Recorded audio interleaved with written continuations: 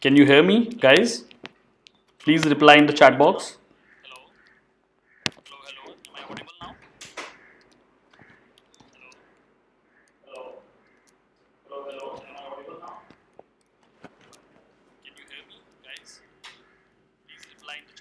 Yes, so as I was telling that your notification for the SEBI Grade A exam is already out, and I hope that you must have started preparing for these exams. So today I am live with you all, and I am going to discuss the current affairs practice question, which will be suitably be relevant for your exam, both phase 1 as well as phase 2.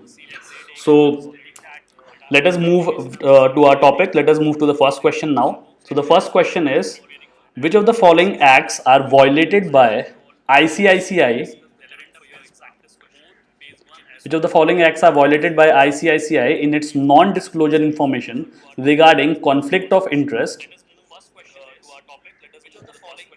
in its loan to Videocon? So this is the particular question. So please reply the answer in the chat box.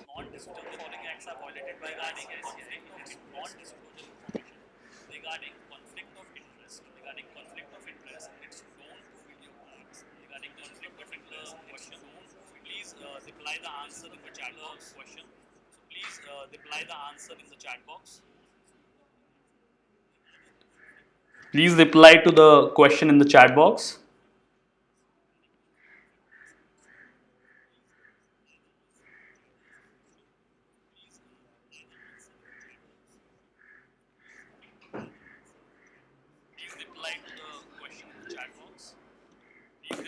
Okay, so there are four options. The first option is HCRA, which is Securities Contract Regulation Act. The second is SEBI Act, that is Securities Exchange Board of India Act 1992. The third is your Companies Act 2013, which has been recently amended. Earlier it was Companies Act 1956. And the fourth option is Depositories Act. So these are the four options or the four acts. So you have to tell me that which of the following acts are violated under the particular case. So I hope you must have heard about this particular case. So there is a issue going on regarding the conflict of interest issue between the ICICI Bank as well as Videocon. So in this case, ICICI Bank has given a loan to Videocon passed in the year 2012, where there is an allegation that Mr. Deepak Kochar, the husband of Mrs. Chanda Kochar, is being involved, and he holds economic interest or a pair interest in Videocon. So there is a conflict of interest that they have allegedly given loan by not following full disclosure. So you have to tell me that in this case, which particular acts are being violated. So what are the suitable answers to it? Option A, all are correct. Option B, A and B are only correct. Option C, A, B and C are only correct. D, B, C and D. And E, A, B and D. So let us have a look that who all have given the correct answer. So yes, Lalit says that D is the answer. Divya Jyoti says B is the answer, that is A and B only. Aditya says that A is the answer. So in this case, the correct answer is B, that is A and B only. Reason being that Securities Contract Regulation Act as well as your SEBI Act, both these acts are violated in terms of conflict of interest disclosure. So B is the suitable answer. So you have to read the question very carefully that it is asking in what context. So in this case, these two acts are violated. Now let us move to the next question. So our next question is, as per IRDAI rules, that is Insurance Regulatory Development Authority of India rules, what is the maximum stake an insurance company can hold in a single company? So this is the question with five options, that is A 15%, B 25%, C 35%, D 51%, and E 74%. So just to give you a brief about what is the topic all about. So in this case, the insurance company, that is LIC, is planning to take over a bank, that is IDBI Bank, Industrial Development Bank of India. So it has to purchase the stake in IDI Bank in order to make its stake of 51%. So its current stake is 10% only. So it has to purchase other shares in order to make its stake of 51%. But there are norms under IDI rules that a particular insurance company cannot undertake to hold stake beyond a certain percentage. So you have to tell me that what is the maximum limit or a stake which an insurance company can have in a single company. So this is the question all about. So Let us go to the answer. So Divya Jyoti says E is the answer, that is 74%. Kapil says D is the answer, that is 51%. So I'll repeat the question once again. I'm not asking that what is the percentage of stake required to be taken by LIC in IDBI. Rather, I'm asking what is the maximum stake that an insurance company can hold. So as per IRDA rules. So Megha says D is the answer, and Habib says A is the answer. So in this case, the correct answer is A, that is 15. So Habib has given the right answer. Also, Kapil has also said A, so 15% is the right answer. So as per IDAI rules, the maximum stake an insurance company can hold in a single company is 15%. Let us move ahead to the next question. Which of the following is a correct feature of an open offer? So this particular topic of open offer is again related to the previous question where LIC is acquiring a stake of IDBI. So in this case, whenever you are acquiring a stake in other company, you have to give an open offer. So there are the following statements given, and you have to identify which of these are the correct features of an open offer. Let us have a look at the options. First option, shareholder is given the opportunity to purchase stock at a price that is lower than the current market price. This is the first statement. Second, an open offer can take place if any of the promoters of a company want to increase their stake, or if non-promoters increase their stake to 25%. The second statement, under open offer, the acquirer must make an offer to existing shareholders to buy an additional stake, thus providing them with an exit option. This is the third statement. And the fourth statement is open offer, also called as right issue. So you have to tell me the answer to this particular question. Please reply to the answer in the chat box, in the comment section. Which of the following statements seem to be correct with respect to the term open offer? Yes, guys, I'm waiting for the answer.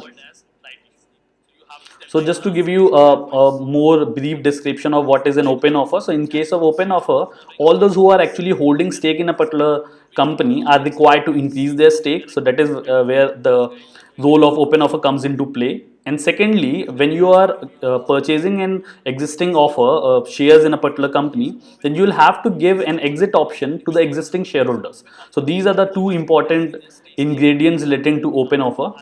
When we talk about the fourth statement, that is right issue. So right issue has nothing to do with your open offer, because it is related to giving right to an existing shareholder to purchase additional shares being issued in the market. So fourth option is incorrect. Simultaneously, the first option is again not related to open offer, but is because it is related to purchasing the shares at a lower price, which is again not related to open offer. So here we have started getting the answer. So Srijan says B is the option. Juhi says C is the answer. Arun is saying that D is the option. So in this case, since I have already given the hint that since first and the fourth statements are incorrect, so the only statement which is correct is second and third, that is B and C options are correct. So in this case, the options will be E. So in this case, Kapil Kumar has given the correct answer as well as Neeraj Kumar. So very well done, guys. So let's move to the next question. LIC is going to invest a sum of dash for 15% stake in IDBI. So again, this question is again related to the previous topic only. So you have to tell me the amount now, that what is the amount LIC is going to invest in order to make its stake of 51% in IDBI. So you can see that there are various questions that could be framed with the same topic. So you have to be very thorough with the current news or current topics going on. So please give me the answers in the comment section. What do you think is the answer? So there are 5 options: A 11,000 crore, B 10,000 crore, C 21,000 crore, D 20,000 crore, and E 15,000 crore. So you have to give me the answer. Uh, Please reply in the comment section. Okay. So Rajanya says B is the answer, that is 10,000 crore. Okay. Others? Okay. Shriram says A is the answer. Neeraj says B is the answer. Okay, so the correct answer in this case is A, that is 11,000 crore. So Shriram has given the right answer. Yes, very good. Okay, so LIC is going to invest a sum of 11,000 crore for making its stake of 51% in IDBI. So let's move to our last question for the day. Which of the following committees was set up to review settlement mechanism in SEBI? So this is our next question. So the four options are A. AR Dev Committee, B. Justice Shri Krishna Committee, C. Khan Committee, and D. Chan Shekhara Committee. So this is the question. I am repeating the question once again. Which of the following committees was set up to review settlement mechanism in SEBI? So this particular topic has been in news recently again. So there is a committee being set up in order to review the settlement mechanism due to various frauds being undertaken by a lot of investors as well as a lot of clients and institutions. So there will be certain recommendations given by this committee relating to what should be the settlement mechanism or what should be the changes that should be made in order to make it more transparent and user friendly or for the protection of investors welfare. So there are certain recommendations. So you have to tell me that what is the name of the committee being formed in this case. Okay, so Mega say it's Khan committee. Okay, Sijan says B is the answer. Okay, Juhi says D is the answer. Okay, others. Okay, Urvashi says that A is the answer. Okay, so the correct answer is AR the way committee. So this committee has been set up in order to settle the mechanism of disputes. So A is the correct answer. Shivangi has also given the answer as A.